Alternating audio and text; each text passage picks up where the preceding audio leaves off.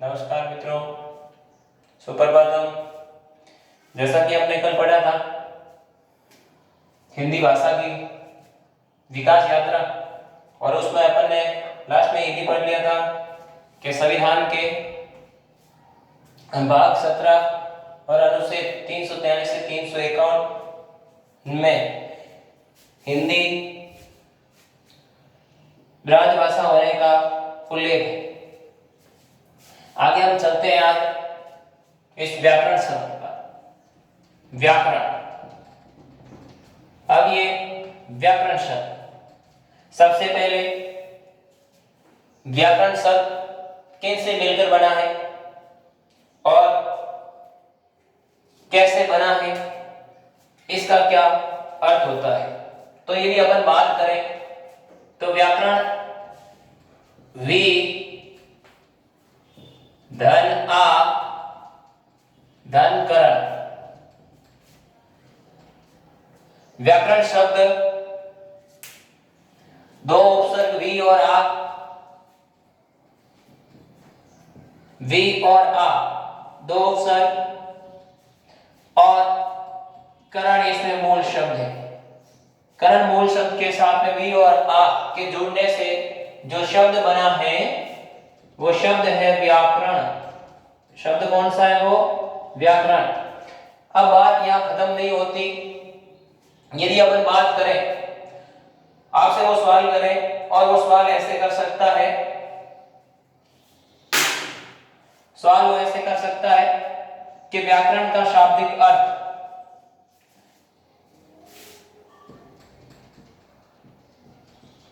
व्याकरण का शाब्दिक अर्थ, तो व्याकरण शब्द का शाब्दिक अर्थ क्या है? व्याकरण शब्द का शाब्दिक जो अर्थ है वो अर्थ है भली भांति, भली भांति समझना। भली भांति क्या करना? समझना। भली भांति क्या करना? समझना। अब भली भांति समझने इसका अर्थ आया, और इस अर्थ के आधार पर ही हम पढ़ते हैं कि व्याकरण की परिभाषा। तो जो व्याकरण की परिभाषा हम पढ़ते हैं, व्याकरण की परिभाषा हम जो पढ़ते हैं वो पढ़ते ये है कि व्याकरण वह साधन है, व्याकरण वह साधन है जिसके माध्यम से शुद्ध बोलना, शुद्ध लिखना,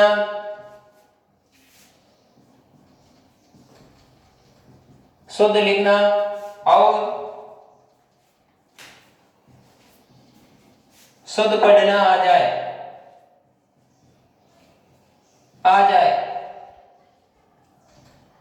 उसे हम क्या कहते हैं? व्याकरण कहते हैं। उसे हम क्या कहते हैं? व्याकरण कहते हैं। साथ ही यदि अपन बात करें तो जो व्याकरण के अंदर एक विशेष बात यह भी है कि यहाँ जो शब्द है वो उपसर्ग है। अब ये जो उपसर्ग है, हिंदी में उपसर्ग किसे कहते हैं? तो हिंदी में उपसर्ग हम आज तक परिभाषा यही पढ़ते आए, वे शब्दांश जो किसी शब्द के आगे लगकर, वे शब्दांश जो किसी शब्द के क्या लगकर? आगे लगकर शब्द व शब्द के अर्थ को क्या करते हैं? परिवर्तित कर देते हैं। शब्द व शब्द के अर्थ को क्या करते हैं? परिवर्तित कर देते हैं। ध्यान रखना मेरे मित्रों, आगे से हमारा तात्पर्य क्या होता है? आगे से ऐसे होता है, आगे से हमारा तात्पर्य ऐसे होता है आगे, और पीछे का तात्पर्य होता है पीछे, ऐसे। तो हम आगे लगकर जो हम ये शब्द परिभाषा में यूज करते हैं उपसर्ग की, ये सरासर गलत है। हमेशा ध्यान रखना, वे शब्दांश, वे शब्दांश,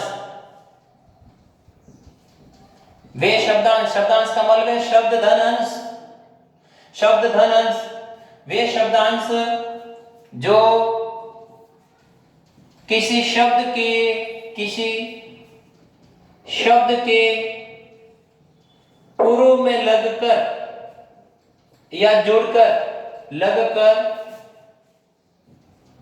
शब्द व शब्द के अर्थ को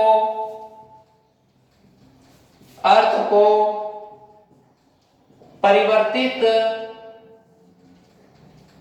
कर देते हैं, परिवर्तित कर देते हैं, उसे उसे क्या कहते हैं? उपसर्ग कहते हैं। उसे क्या कहते हैं? उपसर्ग कहते हैं। यानी कि शब्द के पूर्व में लगने वाले जो शब्दांश है, शब्द का एक अंश होता है, उसे हम क्या कहते हैं?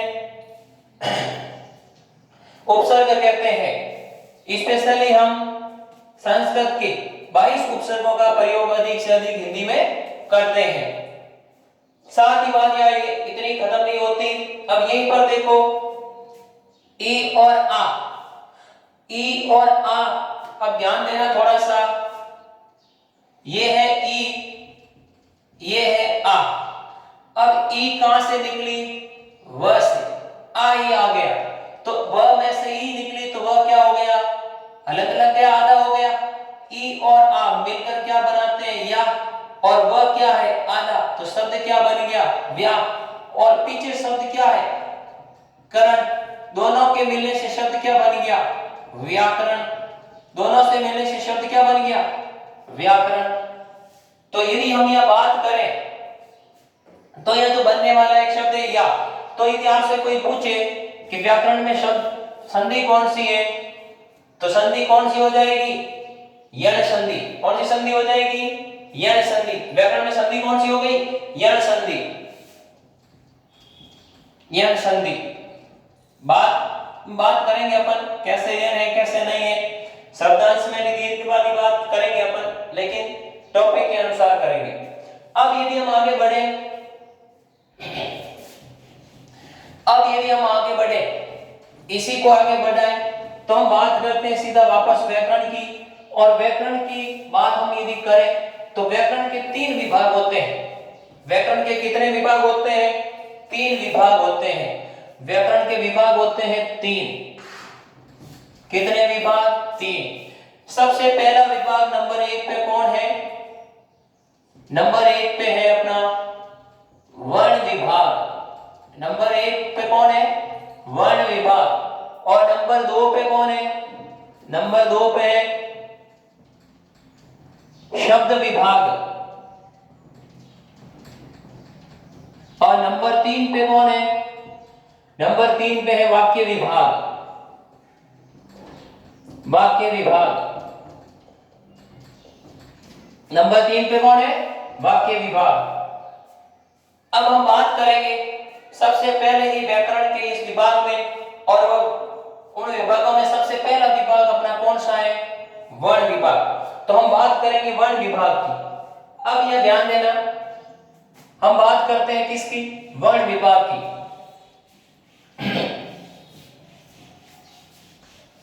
सबसे पहले अपना वर्ण विभाग। वर्ण, सामान्यतः सबसे पहले आपसे ये पूछे वर्ण किसे कहते हैं? कई बार अपन एक और शब्द का यूज करते हैं अक्षर। अक्षर और एक होता है वर्ण। तो जो मौखिक ध्वनि होती है, जो मौखिक ध्वनि होती है, वो मौखिक ध्वनि क्या कहलाती है? अक्षर। मौखिक ध्वनि क्या कहलाती है? अक्षर। और लिखित क्या कहलाती है? वर्ण। लेकिन वर्ण की परिभाषा क्या होती है?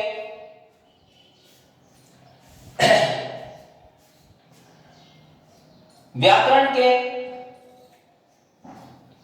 वर्ण, व्याकरण की जो सबसे छोटी से छोटी इकाई है, व्याकरण की सबसे छोटी से छोटी इकाई, व्याकरण की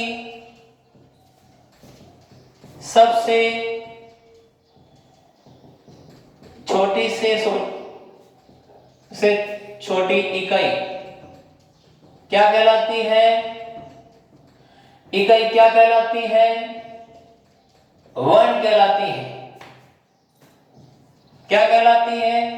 वर्ण कहलाती है। सबसे छोटी इकाई क्या कहलाती है? वर्ण कहलाती है। अब यदि बात करें, केवल इतना ही नहीं है, हम इसमें ऐसे भी लिख सकते हैं जिनके और अधिक सार्थक खंड या टुकड़े, सार्थक खंड या टुकड़े खंड नहीं किए जा सकते हो, उसे क्या कहते हैं? वर्ण कहते हैं उसे भी। व्याकरण की सबसे छोटी छोटी इकाई वर्ण कहलाती है, जिसके और अधिक सार्थक खंड नहीं किए जा सकते या टुकड़े नहीं किए जा सकते, वह क्या कहलाती है? वर्ण कहलाती है। अब बात यहां रुकती नहीं है, आगे बढ़ते हैं अपन इसी वर्ण को लेकर। तो वर्ण से ये जो वर्ण है, इस वर्ण को भी आगे जाकर कितने भागों में बांट दिया? 2 भागों में। कितने भागों में बांट दिया? 2 भागों में। और वह भाग 2 कौन कौन से हैं? वह 2 भाग कौन कौन से हैं?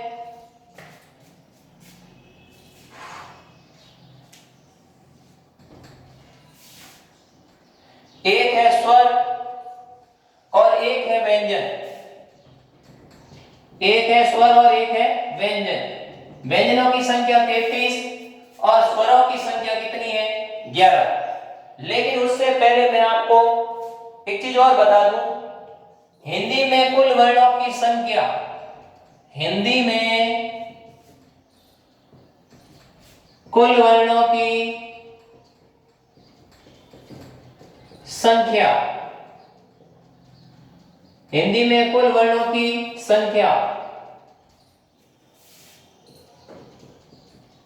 मानक हिंदी में कुल वर्णों की संख्या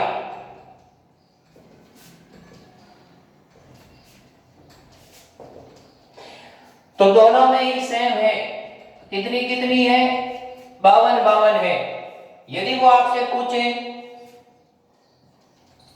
हिंदी में मूल वर्णों की संख्या, मूल वर्णों की संख्या, तो मूल वर्णों की संख्या कितनी आएगी? 44 आएगी, 44 आएगी। कितनी आएगी? 44। अब वो पूछे आपसे हिंदी में मात्राएं, हिंदी में मात्राओं की संख्या, तो हिंदी में मात्राओं की संख्या कितनी होती है? 10। हिंदी में मात्राओं की संख्या कितनी होती है? 10।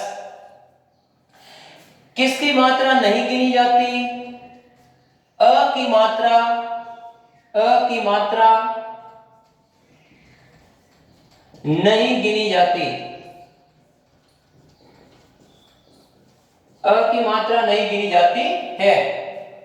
अ की मात्रा नहीं गिनी जाती है। अब हम यदि बात करें कि हिंदी में कुल वर्णों की संख्या 52 है और मानक हिंदी में भी कुल वर्णों की संख्या कितनी है? 52। किसके आधार पर है? तो यदि अपन बात करें तो वो है हिंदी निदेशालय ने 1966 में, हिंदी निदेशालय ने 1966 ईस्वी में हिंदी में कुल वर्णों की संख्या 52 मानी है। कुल वर्णों की संख्या कितनी मानी है? 52 मानी है। कुल वर्णों की संख्या कितनी मानी? 52। हिंदी भाषा की दूसरा और है हमारे पास हिंदी भाषा की लिपि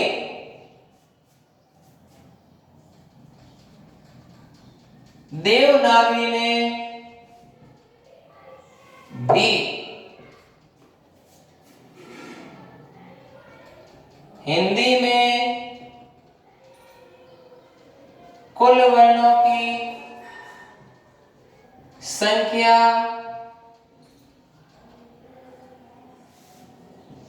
52 मानी।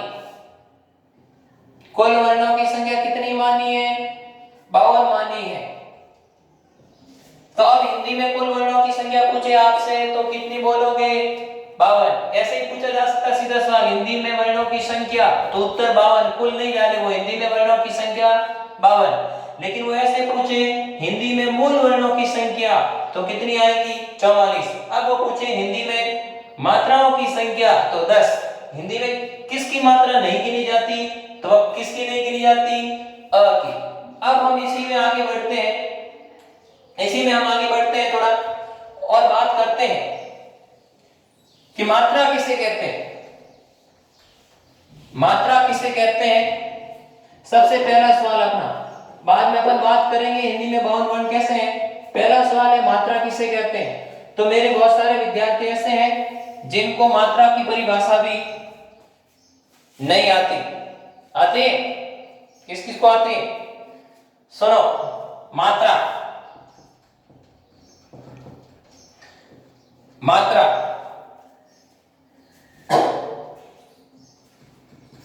वर्णों के उच्चारण में लगा समय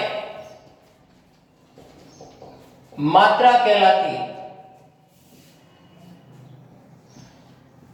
क्या कहलाती है? मात्रा। उच्चारण में लगा समय क्या कहलाता है? उच्चारण में लगा समय मात्रा कहलाता है। क्या कहलाता है? मात्रा। और अब यदि बात करें तो हिंदी में मात्राएं कितनी होती हैं? मात्राएं, तो हिंदी में मात्राएं होती है 10। हिंदी में मात्राएं कितनी होती है? 10। अब यदि हम आगे बढ़े तो अपन बात करते हैं सबसे पहले विभाग में स्वर और व्यंजन। तो यदि अपन बात करें तो स्वर के भी आगे जाकर कितने भेद हो जाते हैं? 2। कौन कौन से होते हैं वो 2? एक अपन पढ़ते हैं ह्रस्व स्वर, दूसरा अपन पढ़ते हैं दीर्घ स्वर।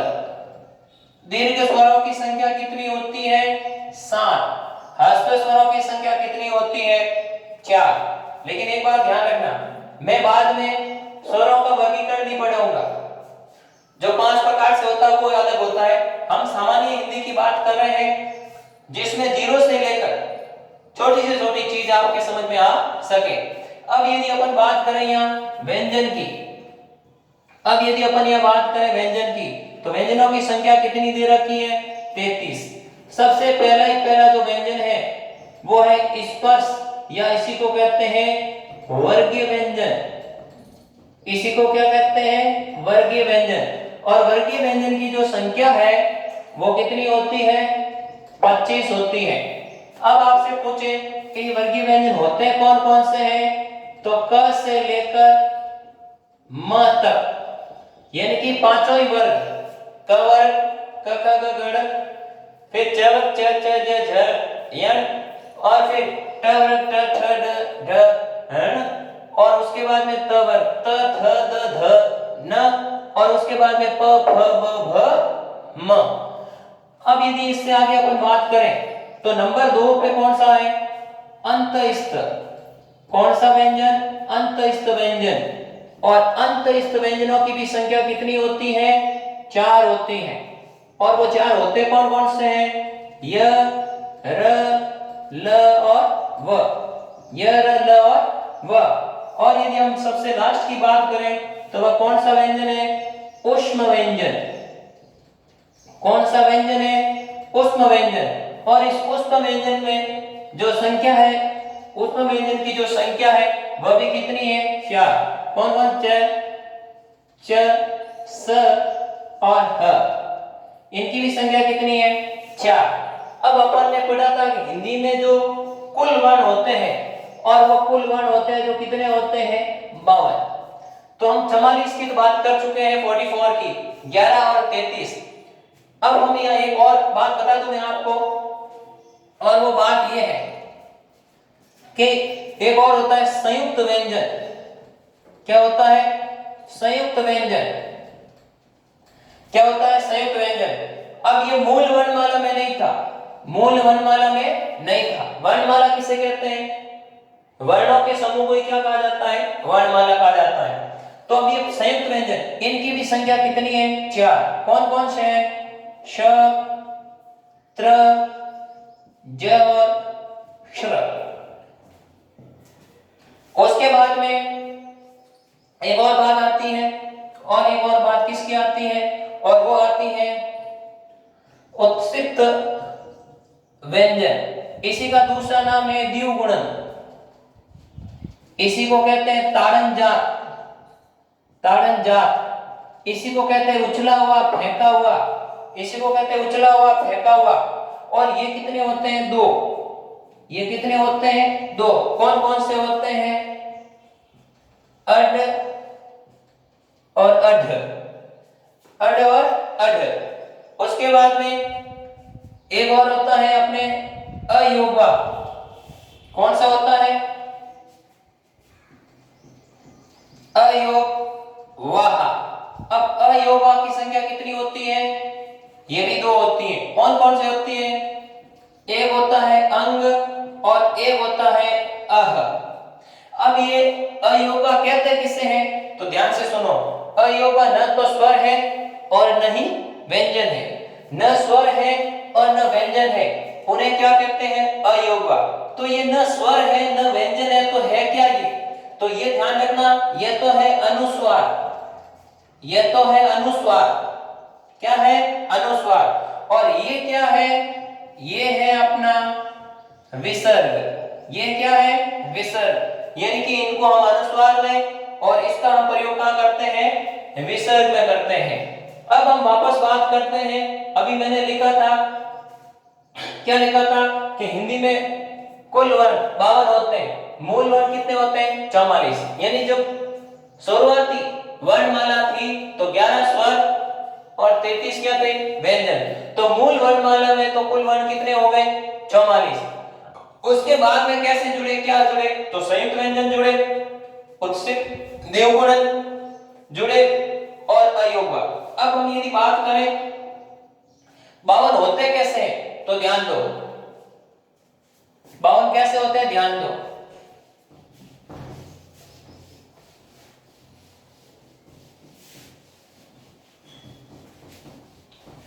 सबसे पहले अपन बात करेंगे स्वर। उसके बाद में बात करेंगे अपन व्यंजन। स्वर कितने होते हैं? 11। व्यंजन कितने होते हैं? 33।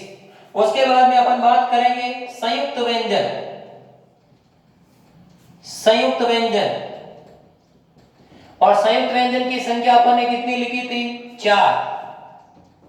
उसके बाद में अपन बात करेंगे उत्सित व्यंजन की, और उत्सित व्यंजन कितने थे? उत्सित कितने थे? उत्सित वर्ण कितने थे? 0, 2, यानी कि 2। उसके बाद में अपन बात करेंगे द्विगुणन। उसके बाद में अपन बात करेंगे अयोगवा की।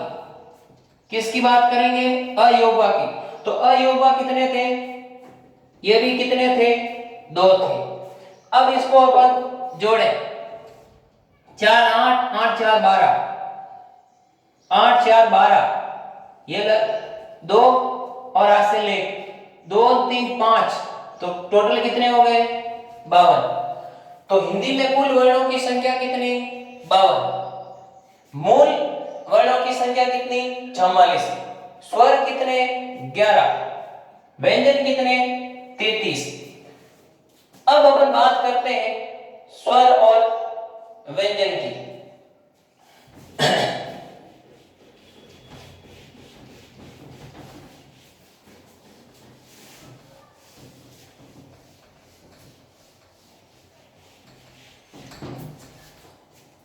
हमने अभी पढ़ा वर्ण, और वर्ण में वर्णों की कुल संख्या के बारे में जाना, 52 कैसे होते हैं वो सारी बात। अब यदि हम बात करें तो वो करेंगे अपन किसकी? स्वर और व्यंजनों की। स्वर और व्यंजन। तो सबसे पहले हम जो बात करेंगे वो बात करेंगे